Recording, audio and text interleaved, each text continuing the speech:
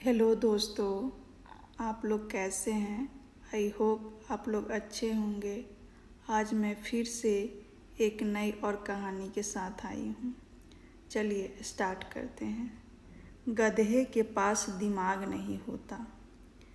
जंगल का राजा शेर बूढ़ा हो चुका था। कमज़ोर हो जाने के कारण वह शिकार तक नहीं कर पा रहा था। उसने लोमड़ी को बुलवाया और उससे कहा, मैं तुम्हें अपना मंत्री बनाता हूँ। तुम जंगल के मामलों में मुझे सलाह दिया करो और प्रतिदिन मेरे लिए एक जानवर भी खाने के लिए लाया करो। लोमड़ी बाहर चली गई। रास्ते में उसे एक गधा मिला। वह गधे से बोली, तुम बहुत भाग्यशाली हो। अपने राजा ने तुम्हें प्रधानमंत्री बनाने का निश्चय किया है। गधा बोला, मुझे तो शेर से डर लगता है। वह मुझे मार डालेगा और खा जाएगा, और वैसे भी मैं मंत्री बनने योग्य नहीं हूँ। चालाक लोमड़ी हंसने लगी और बोली, अरे तुम्हें अपने गुणों का पता नहीं है। तुम्हारे अंदर बहुत सारे अच्छे अच्छे गुण हैं। हमारा राजा तुमसे मिलने के लिए बेचैन है।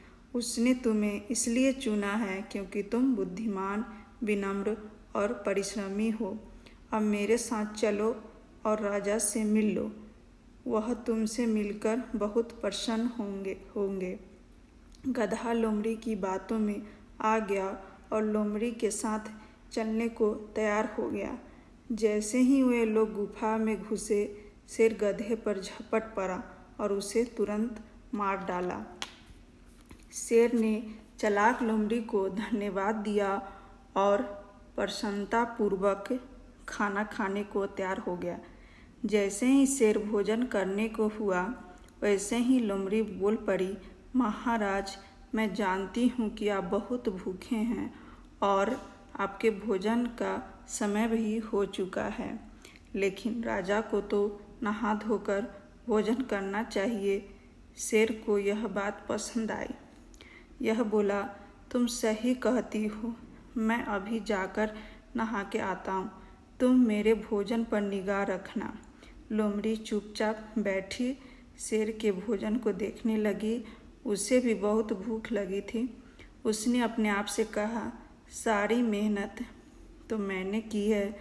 मांस के सबसे अच्छे हिस्से पर तो मेरा ही हक बनता है। ऐसा सोचकर उसने गधे का सिर खोल डाला और उसका दिमाग खा गई। जब शेर लौटा तो उसकी निगाह गधे पर पड़ी। उसे लगा कि गधे का कुछ हिस्सा कम है।